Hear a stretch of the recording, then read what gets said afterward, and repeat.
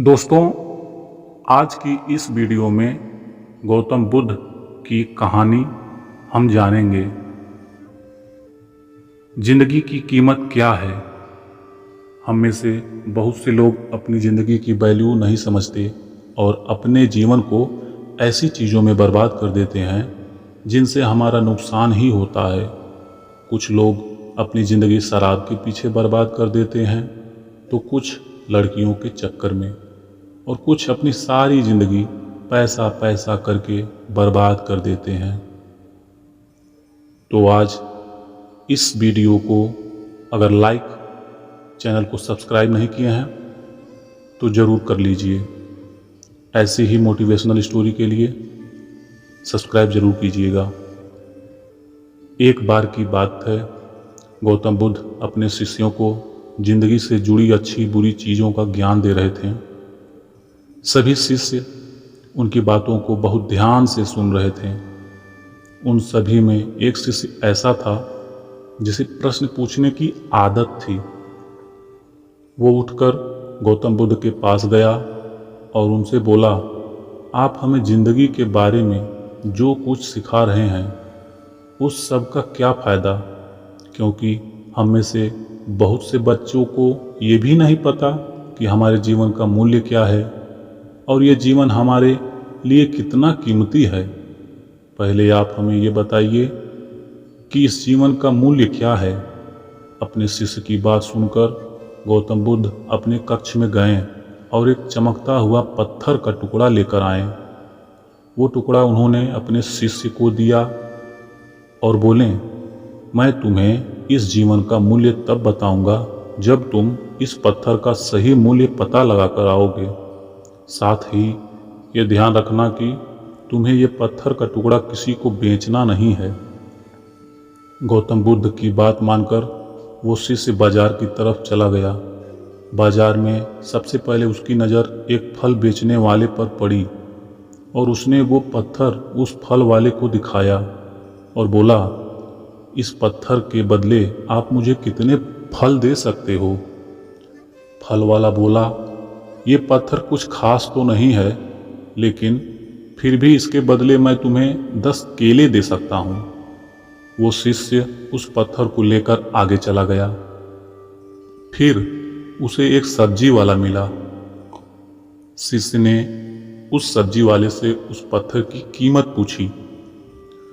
सब्जी वाले ने उस पत्थर को ध्यान से देखा और बोला, इस पत्थर की कीमत के बदले में तुम्हें ज़्यादा से ज़्यादा एक बोरी भरकर सब्जियां दे सकता हूँ। इसके बाद वो शिष्य उस पत्थर को लेकर एक सोने के व्यापारी के पास गया।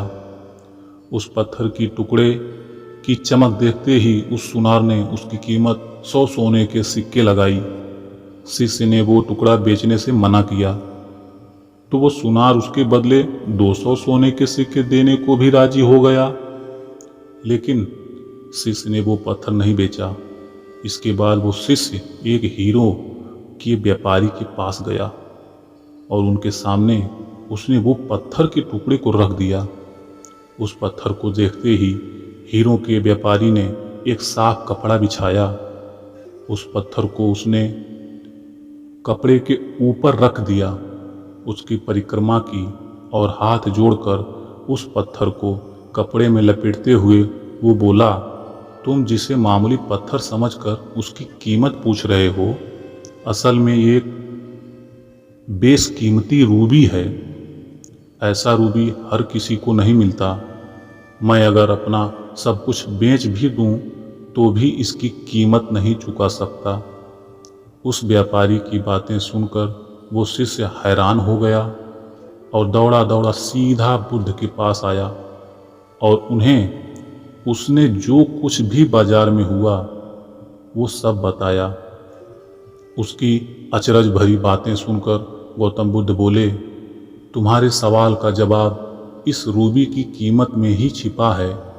हमारा जीवन भी एक रूबी है और रूबी की तरह ये भी बेशकीमती है, लेकिन हम इस बात को हमेशा नज़रअंदाज करते हैं और अपने जीवन का मूल्य नहीं समझते। हम दूसरों को देखकर और उनके जैसा जीवन जीने की कोशिश में अपने जीवन की कीमत को कम कर देते हैं। हम ये सोचते हैं कि हमारी ज़िंदगी की कीमत वही है जो दूसरे हमें बताते हैं, लेकिन ये बात हमेशा ध्यान रखना कि सामने वाला अपनी हैसियत, बुद्धि और अपनी समझ के हिसाब से तुम्हारी कीमत लगाता है। ज़िंदगी सिर्फ एक बार मिलती है, इसलिए इसको बर्बाद ना करें। अपनी ज़िंदगी को उतना ही कीमती समझें जितना कीमती आप अपने बैंक में रखे रुपयों को समझते हैं। आज के समय में लोग अपनी ज़िंदगी से ज़्यादा कीमती प्यार, पैसों और दिखावे से भरी चीज़ों को समझते हैं। प्यार के चक्कर में लोग सुसाइड कर लेते हैं। पैसों के चक्कर में ऐसा काम करने लग जाते हैं जिससे उनकी ज़िंदगी बर्बाद हो जाती है। नाम कमाने के चक्कर में उल्टे सीधे काम करने लग जाते हैं। हमेशा याद रखें कि दिखावा करना ज़रूरी नहीं है। प्यार दोबारा मिल सकता है, पैसा फिर कमाया जा सकता है, लेकिन ज़िंदगी को फिर से पाया नहीं जा सकता। इसलिए अपनी इस बेशकीमती ज़िंदगी को अच्छे से जिए, हर पल का आनंद लें। कभी ये ना सोचें कि आप इस दुनिया में किसी काम के नहीं हैं, ना कभी ये सोचें कि आपकी ज़िंदगी व्यर्थ है। आपके होने या ना होने से कुछ फ़र्क नहीं पड़ता। जब भी ऐसे नेगेटिव विचार आपके मन में आए तो खुद को बस ये याद दिलाए कि जीवन एक रूबी है और ये बेशकीमती है। धन्यवाद।